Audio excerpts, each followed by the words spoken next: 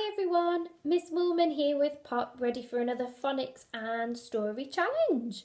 Now before we get started, Pop would just like to double check that you haven't forgotten some of your very important consonant digraphs.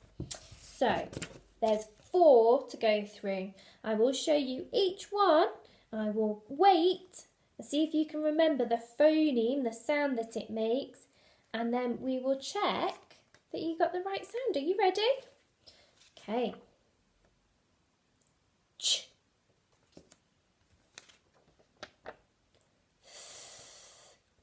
Or sometimes v. Sh. Ng. Well done. I told you, Pop, that they would remember their phonics. Honestly. Now, before we get started reading, Pop has told me that there is one particular word with one of these consonant digraphs you will hear a lot in this story, and he wants you to look out for it. So it could be a word with ng, it could be a word with sh, it could be a word with f, or it could be a word with ch. Look out for it and then we'll check what you think at the end. Right, let's get started.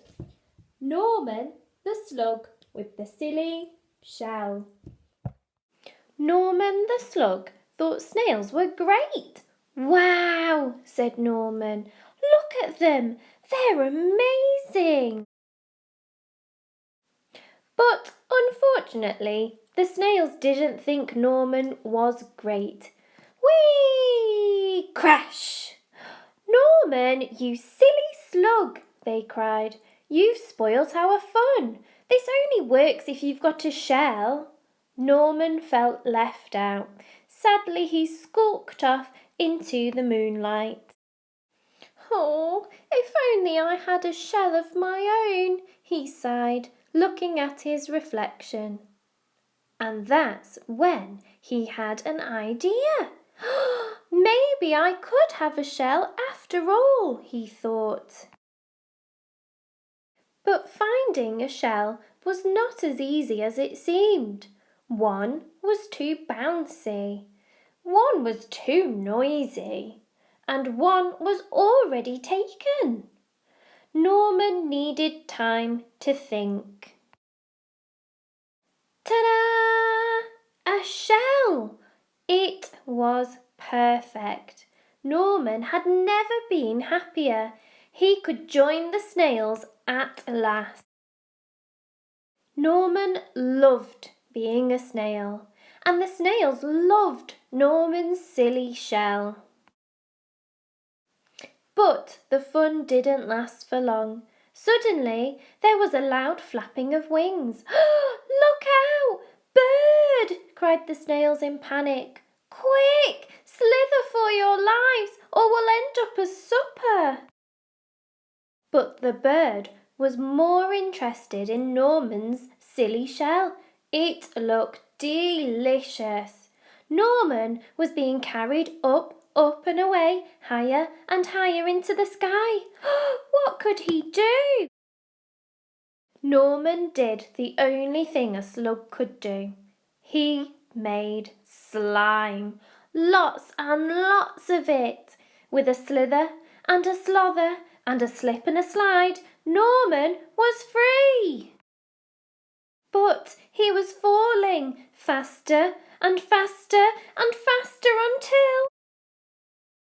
Plonk! Norman! Norman! Are you okay? Asked the snails. Wow, said Norman. That was great. I love flying. If only I had wings. So there you go. I hope you enjoyed the story about Norman this week. Now on to Pop's Phonics Challenge. Did you spot the consonant digraph that you heard all the way through that story in one particular word? Should we tell them, Pop? It was sh. Well done. Like in the word sh-e-l. Shell. Fantastic.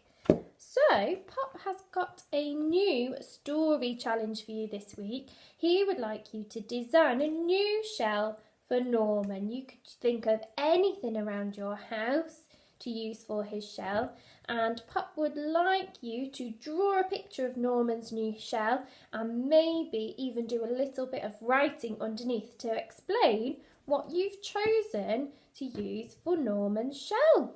Oh, maybe we need to give them some ideas, Pop. What do you think? Oh. Pop says he's already had a think about what he could use for a shell for himself. So he's just going to go and get some of the bits. Off you go then, Pop.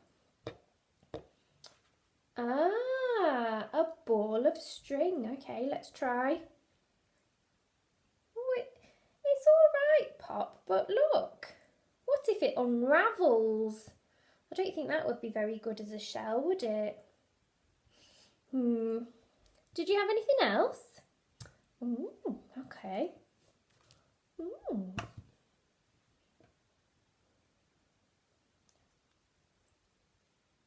A cake.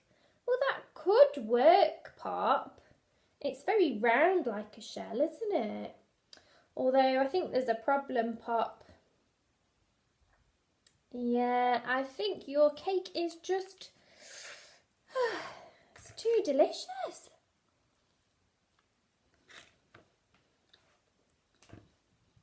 Sorry, Pop. Right, hope to hear from you soon. Bye.